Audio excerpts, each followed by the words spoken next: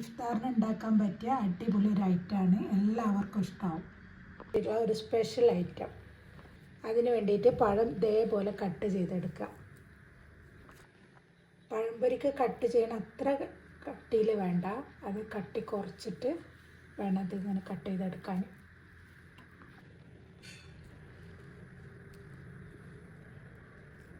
പഴം ഇതേപോലെ കട്ട് ചെയ്തെടുത്തിട്ടുണ്ട്. ഇനി ഇതിലേക്കൊരു ഫില്ലിങ് തയ്യാറാക്കണം. അതിന് വേണ്ടിയിട്ട് ഒരു പാൻ എടുത്തിട്ടുണ്ട്.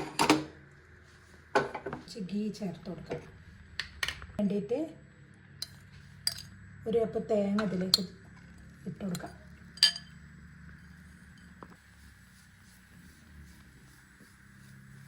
തേങ്ങ ചെറുതായിട്ടൊന്ന് ഇതായി കിട്ടിയാൽ മതി, ബ്രൗൺ കളറാവുമൊന്നും വേണ്ട.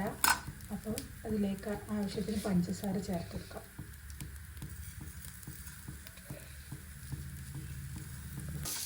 പഞ്ചസാരയും തേങ്ങയൊക്കെ ഒന്ന് മിക്സായിട്ട് കിട്ടിയിട്ടുണ്ട്.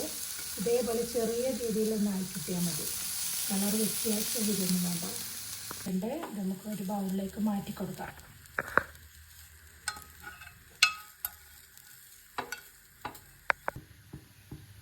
ഈ പഴം ഒന്ന് സെറ്റാക്കി എടുക്കാൻ വേണ്ടിയിട്ട് ഒരു ദോശത്തവ വെച്ചിട്ടുണ്ട്. അതിലേക്ക് കുറച്ച് നെയ്യ് ചേർത്ത് കൊടുക്കാം. ഇനി നെയ്യ് ആവശ്യമില്ല എന്നുണ്ടെങ്കിൽ നിങ്ങൾക്ക് ഓയിൽ വേണമെങ്കിൽ ചേർത്ത് കൊടുക്കാം. വെച്ച് കൊടുക്കാം.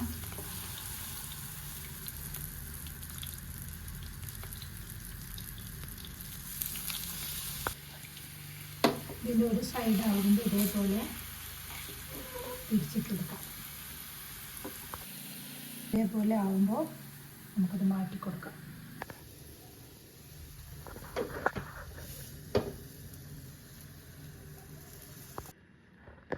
പഴമെല്ലാം അതേപോലെ വാട്ടി വെച്ചിട്ടുണ്ട്. ഇനി ഇതിൽ നിന്നൊരു പഴം എടുത്ത് ഫില്ലിങ് അങ്ങനെ വെച്ച് കൊടുക്കാം.